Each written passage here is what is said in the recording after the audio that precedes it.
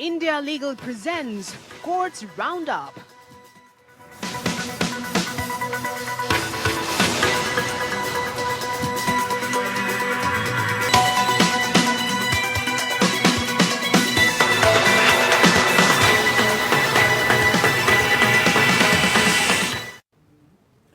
नमस्कार, courts roundup में आप सभी का स्वागत है। आपके साथ मैं हूं पूजा कविया गोमा। इस बुलेटिन में अगले आधे घंटे हम आपको कोर्ट से जुड़ी तमाम छोटी बड़ी खबरों से रूबरू करवाएंगे। कोर्ट की कार्यवाही और सुप्रीम कोर्ट से लेकर हाई कोर्ट तक के और साथ ही लोअर कोर्ट तक के फैसलों को आपके सामने रखेंगे।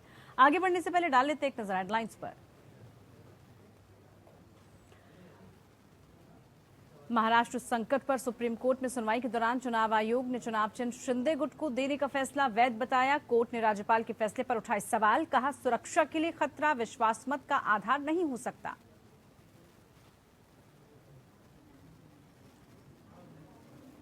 विदेशी लॉ फर्म और विदेशी वकील कर सकेंगे भारत में practice. Bar council of India ने दी इजाजत, कहा विनियमित हो तो भारत को कोई नुकसान होने की संभावना नहीं।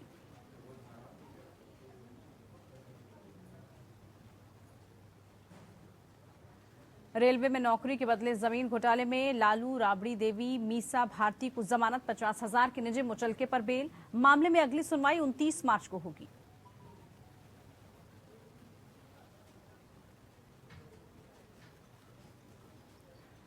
माकपा नेता तारिगामी की कथित अवैध हिरासत मामले में सुप्रीम कोर्ट ने केंद्र से मांगा जवाब। जम्मू कश्मीर में तारिगामी की नजरबंदी के खिलाफ बंदी प्रत्यक्षीकरण याचिका पर हो रही है सुनवाई।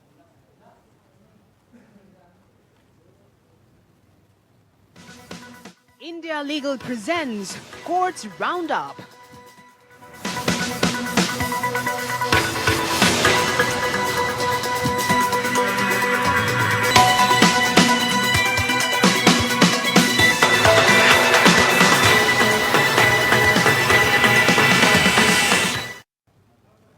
महाराष्ट्र संकट पर सुप्रीम कोर्ट में सुनवाई हुई। इस दौरान सुप्रीम कोर्ट ने महाराष्ट्र में राजनीतिक संकट के दौरान राज्यपाल भगत सिंह कोश्यारी की भूमिका पर सवाल उठाए। कोर्ट ने कहा कि बेंच इस मामले में राज्यपाल की भूमिका को लेकर चिंतित है। राज्यपाल को ऐसे क्षेत्र में प्रवेश नहीं करना चाहिए जहां उनकी कार्रवाई से विशेष परिणाम निकले। कार्रवाई के दौरान चुनाव आयोग ने शिवसेना चुनाव चिन्ह मामले पर हलफनामा दाखिल किया और उसे कानून के मुताबिक बताया। चुनाव आयोग ने कहा कि उद्धव ठाकरे गुट द्वारा निष्पक्षता के आरोप बेबुनियाद हैं। वहीं दलील के दौरान सीजेआई ने शिंदे गुट से पूछा कि क्या कोई राज्यपाल सिर्फ सरकार जीवन संपत्ति के खतरे को गिरा सकता है। कोर्ट ने कहा कि सुरक्षा के लिए खतरा विश्वास मत का आधार नहीं हो सकता।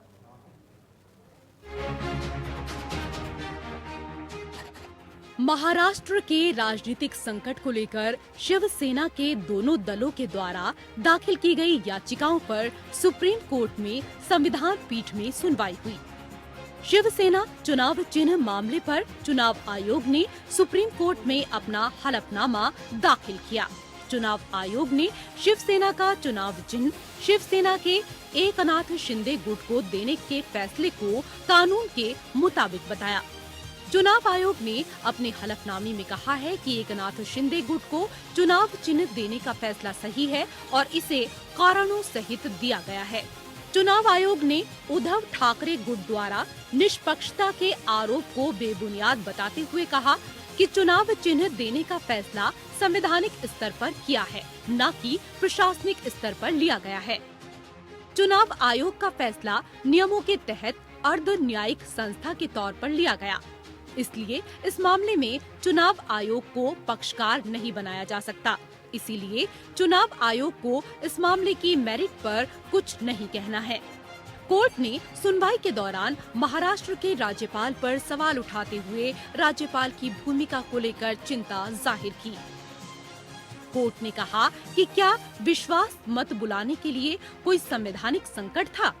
सीजेआई ने कहा राज्यपाल ने कैसे अंदाजा लगाया कि आगे क्या होने वाला है।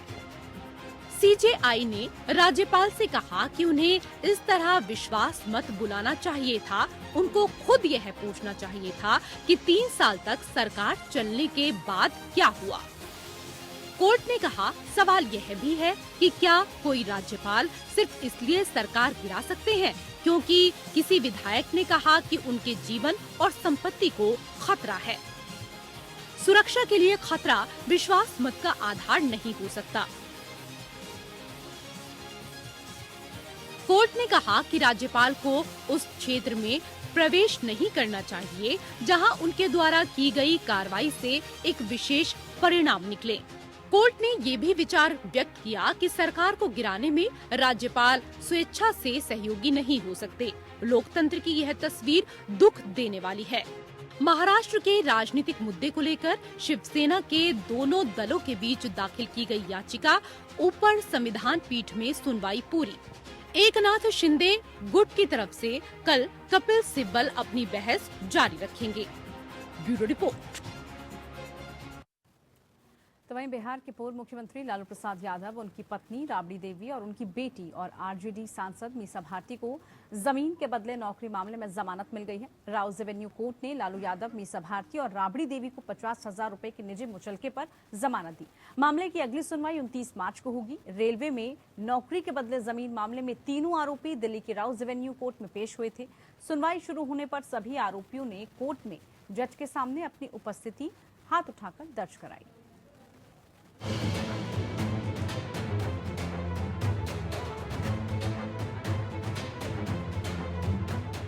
दिल्ली के राउज एवेन्यू कोर्ट ने बिहार के पूर्व मुख्यमंत्री और राष्ट्रीय जनता दल प्रमुख लालू प्रसाद यादव, उनकी पत्नी राबड़ी देवी और बेटी मीसा भारती को कथित जमीन के बदले नौकरी मामले में जमानत दे दी।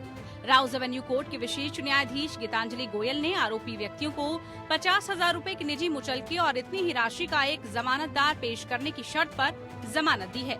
लालू यादव, उनकी पत्नी और उनकी बेटी को पिछले महीने समन जारी किए जाने के बाद अदालत में पेश होने के बाद जमानत दे दी गई है। सीबीआई ने इस मामले में 10 अक्टूबर 2022 को 16 लोगों के खिलाफ चार्जशीट दाखिल की थी। इसके बाद लालू यादव और अन्य पर मुकदमा चलाने की मंजूरी मिली।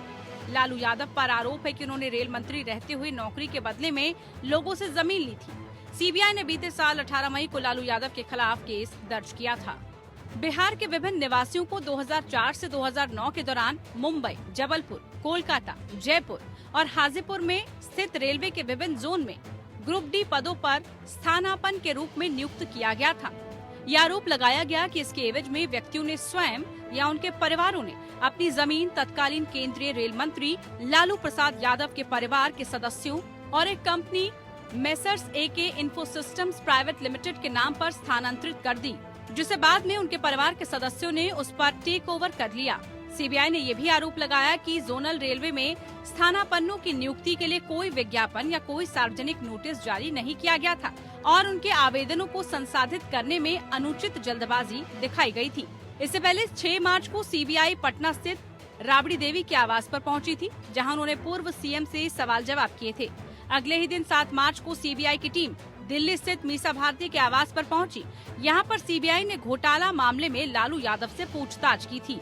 पूछताछ के 3 दिन बाद ईडी की टीम ने लालू यादव, तेजस्वी यादव और उनके परिवार और करीबियों के करीब 15 ठिकानों पर छापेमारी की थी। इस दौरान ईडी ने दावा किया था कि उसे छानबीन के दौरान 600 करोड़ के आर्थिक अपराध का पता चला।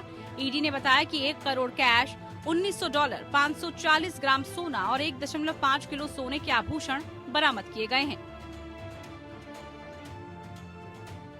Bureau report, APN news.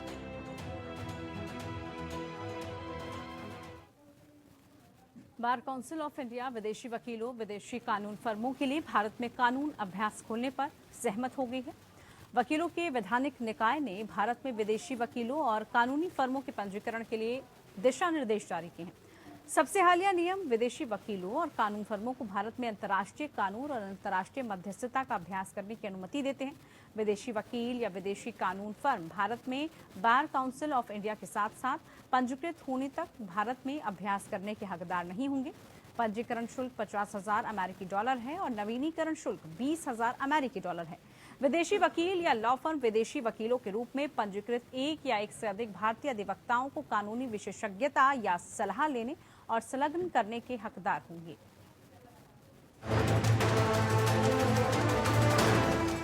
Bar council of India या बीसीआई ने विदेशी वकीलों और विधि कंपनियों को विदेशी कानून, अंतर्राष्ट्रीय कानूनी मुद्दों और मध्यस्थता वाले मामलों में जैसे क्षेत्रों में प्रैक्टिस करने की अनुमति देने का फैसला किया है। बार काउंसिल ऑफ इंडिया ने भारत में विदेशी वकीलों और विदेशी लॉ फर्मों के रजिस्ट्रेशन और रेगुलेशन के नियम जारी कर दिए हैं। बीसीआई ने भारत में विदेशी वकीलों और विदेशी विधि फर्मों के पंजीकरण और विनियमन के लिए भारतीय विधिक परिषद नियम 2022 को अधिसूचित किया है। इसके तहत अब विदेशी लॉ फर्मों को भारत में लॉ की प्रैक्टिस करने की अनुमति होगी। बीसीआई ने विदेशी वकीलों और कानून फर्मों को पारस्परिक आधार पर भारत में विदेशी कानून का अभ्यास करने की अनुमति दी है। बीसीआई का कहना है इस मुद्दे पर फैसला लेने का समय आ गया है। बार काउंसिल ऑफ इंडिया का मानना है कि विदेशी लॉ प्रैक्टिस की फील्ड में विदेशी वकीलों के लिए भारत में कानून की प्रैक्टिस को खोलने से गैर मुकदमे वाले मामलों में अंतर्राष्ट्रीय कानूनी मुद्दे और अंतर्राष्ट्रीय मध्यस्थता मामलों में भारत के वकीलों के लाभ के लिए भारत में कानूनी पेशे डोमेन को विकसित करने में मदद मिलेगी। जारी नोटिफिकेशन में कहा गया है कि पहले तक भारतीय लॉ परिषद किसी भी रूप में विदेशी वकीलों और कानूनी फर्मों के भारत में प्रवेश के विरोध में रहा है, मगर परिषद के संयुक्त सलाहकारों, अध्यक्षों, उपाध्यक्षों द्वारा विचार के बाद इसकी अनुमति दे दी गई है। नए नियमों के अनुसार विदेशी वकीलों और लॉ फर्मों को भारत में प्रैक्टिस के लिए रजिस्ट्रेशन अनिवार्य होगा। ये रजिस्ट्रेशन केवल 5 वर्ष की अवधि के लिए होगा और इसे आगे बढ़ाते रहना होगा। बीसीआई ने आगे ये भी कहा कि अगर कानूनी प्रैक्टिस प्रतिबंधित, अच्छी तरह से नियंत्रित और विनियमित तरीके से विदेशी वकीलों के लिए खोल दी जाती है तो भारत को कोई नुकसान होने की संभावना नहीं है। नियम स्पष्ट करते हैं कि एक विदेशी वकील या कानूनी फर्म बीसीआई के साथ पंजीकरण के बिना भारत में कानून का अभ्यास करने का हकदार नहीं होगा। ये निषेध किसी विदेशी वकील या विदेशी कानून फर्म द्वारा विदेशी कानून या अंतर्राष्ट्रीय कानूनी मुद्दों पर भारत में किसी ग्राहक को कानूनी सलाह देने के उद्देश्य से फ्लाई इन और फ्लाई आउट आधार पर कानूनी अभ्यास पर लागू नहीं होगा। नियमों के अनुसार विदेशी वकील और फर्म गैर मुकदमे वाले मामलों में भारत में कानून का अभ्यास करने के हकदार होंगे। केंद्रीय कानून और न्याय मंत्रालय के परामर्श से कानून के अभ्यास के क्षेत्रों को उन्हें करने की अनुमति बीसीआई द्वारा निर्धारित की जाएगी। Bureau report, APN news. वरिष्ठ अधिवक्ता कपिल सिब्बल और संजय किशन कौल के खिलाफ एससीबीए के प्रस्तावित कारण बताओ नोटिस का पूर्व अटॉर्नी जनरल के वेणुगोपाल ने विरोध किया। वेणुगोपाल ने एससीबीए अध्यक्ष विकास सिंह को पत्र लिखा और सलाह दी कि कार्रवाई का प्रस्ताव न लाएं। मसला सीजीआई के साथ विकास सिंह के तनावपूर्ण बहस का है, जिस पर सिब्बल और कौल ने एससीबीए सदस्यों की तरफ से माफी भी मांगी थी। इस माफी का विरोध करते हुए विकास सिंह की अगुवाई में गुरुवार को एससीबीए बैठक में प्रस्ताव लाने की योजना थी।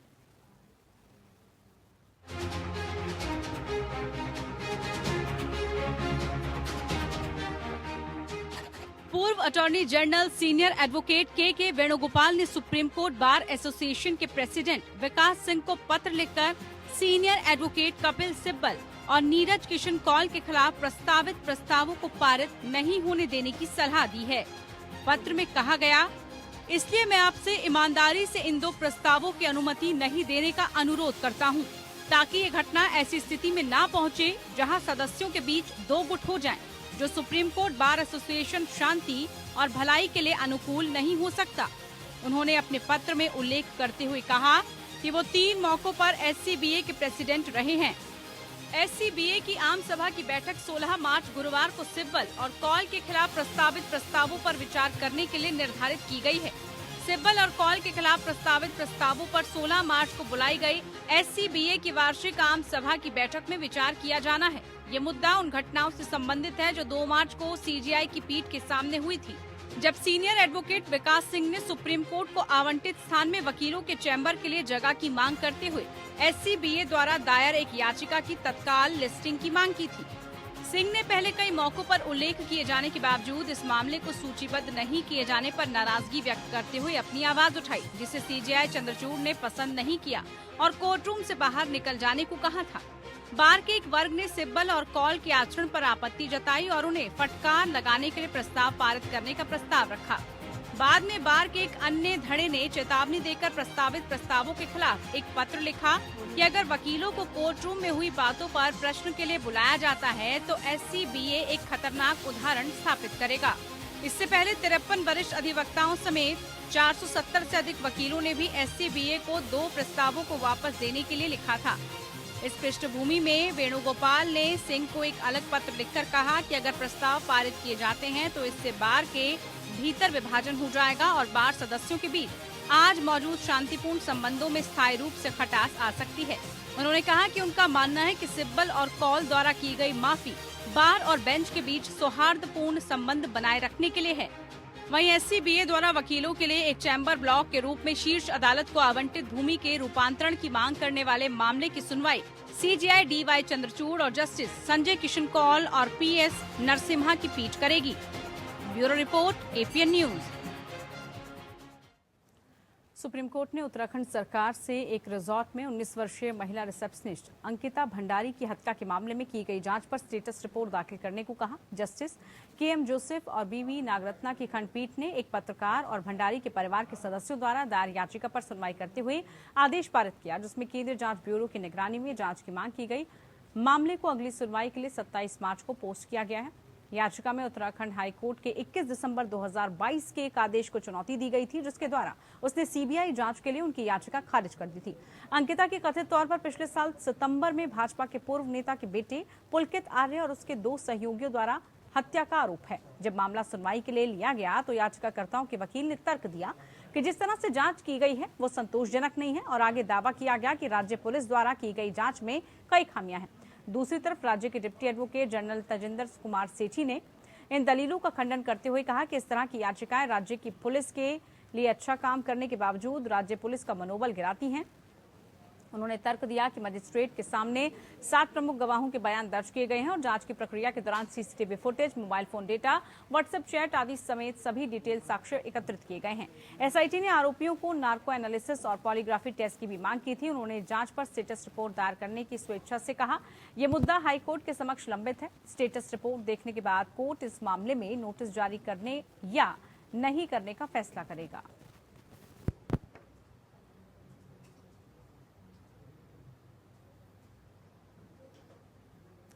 सुप्रीम कोर्ट ने केंद्र सरकार से इस आरोप का जवाब मांगा कि भारतीय कम्युनिस्ट पार्टी के नेता मोहम्मद यूसुफ तारिगामी को 2019 में जम्मू और कश्मीर में बिना किसी औपचारिक आदेश की हिरासत में रखा गया था। जस्टिस अभय श्रीनिवास ओका और जस्टिस राजेश बिंदल की पीठ जम्मू कश्मीर विधानसभा में कुलगांव से 4 बार के विधायक तारिगामी की नजरबंदी के खिलाफ 2019 में माकपा महासचिव सीताराम येचुरी द्वारा दायर एक बंदी प्रत्यर्पण याचिका पर सुनवाई कर रही थी। कोर्ट ने आदेश में कहा, तारिगामी के कथित अवैध हिरासत के बारे में जवाब दाखिल किया जाए।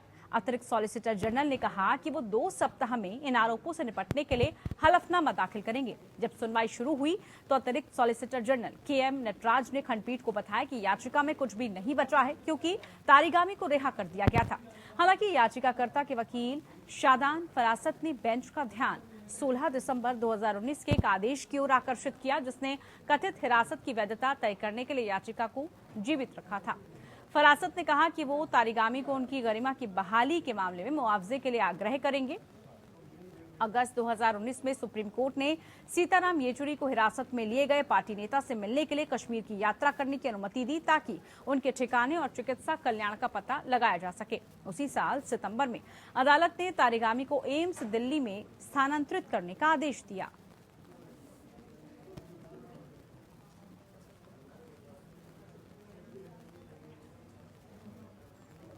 दिल्ली के शराब घोटाले के मामले में तेलंगाना के मुख्यमंत्री चंद्रशेखर राव की बेटी की कविता की याचिका पर सुनवाई करने के लिए सुप्रीम कोर्ट राजी हो गया है। प्रधान न्यायाधीश डीवाई चंद्रचूड़ और न्यायमूर्ति पीएस नरसिम्हा की बेंच ने के कविता की दलीलों को ध्यान में रखते हुए 24 मार्च को याचिका पर सुनवाई करने पर सहमति जताई। 11 मार्च को बीआरएस नेता के कविता अपना बयान दर्ज करने के लिए ईडी के सामने पेश हुई थी। इस दौरान उनसे एजेंसी ने 8 घंटे तक पूछताछ की। 1 घंटा लंच के लिए उनको दिया गया। हालांकि ईडी ने उन्हें 16 मार्च को फिर से पेश होने के लिए समन दे दिया है। के कविता के वकील ने याचिका की तत्काल सुनवाई की मांग करते हुए कहा कि क्या किसी महिला को प्रवर्तन निदेशालय के कार्यालय में बुलाया जा सकता है। साथ ही कहा गया कि ये पूरी तरह से कानून के खिलाफ है। आधिकारिक सूत्रों के अनुसार के कविता ने पिछले सप्ताह ईडी कार्यालय में बिताए 9 घंटों के दौरान हैदराबाद के व्यवसायी अरुण रामचंद्रन पिल्लई के बयानों का सामना किया था। पिल्लई को शराब घोटाले के आरोप में गिरफ्तार किया गया था। ईडी सूत्रों का यह भी कहना है कि कविता के खिलाफ ये साबित करने के पर्याप्त सबूत है कि वो इस घोटाले में शामिल थी। कम से कम 3 आरोपियों और संदिग्धों ने अपने बयानों में के कविता की संलिप्तता का दावा कर रहे हैं। पिल्लई रॉबिन एलएलपी कंपनी में साझेदार है। ईडी के अनुसार ये कंपनी के कविता और उनसे जुड़े ग्रुप का प्रतिनिधित्व करती हैं। दिल्ली के शराब घोटाले में तेलंगाना के सीएम के चंद्रशेखर राव की बेटी के कविता भी फंस गई हैं। पिछले साल दिसंबर में ईडी ने अमित अरोड़ा के रिमांड रिपोर्ट में बताया था कि आम आदमी पार्टी के नेताओं की ओर से विजय नायर और दूसरे लोगों को साउथ ग्रुप ने 100 करोड़ की रिश्वत दी थी।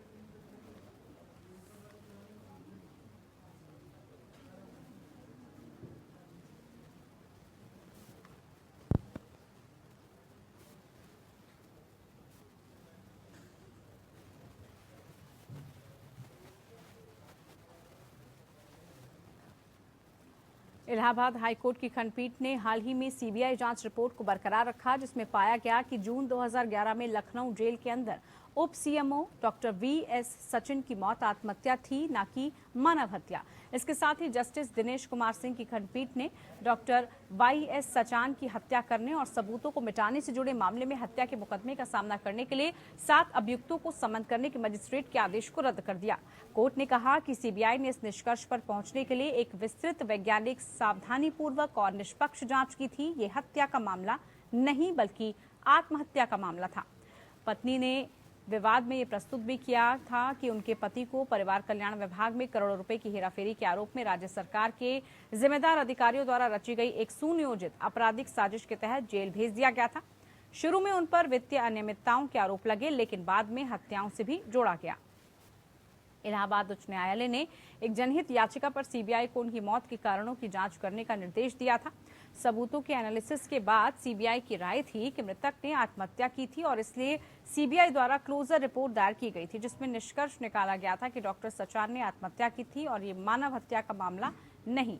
मृतक की पत्नी संतुष्ट नहीं थी और फिर अपने पति की हत्या के मुकदमे के लिए 7 आरोपियों को बुलाने के लिए एक विरोध याचिका दायर की। सीबीआई ने विरोध याचिका का विरोध किया।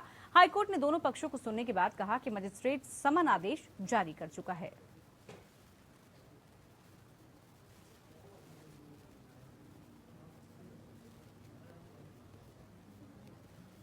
चलिए इसी के साथ कोर्ट्स राउंडअप में फिलहाल के लिए इतना ही। नमस्कार।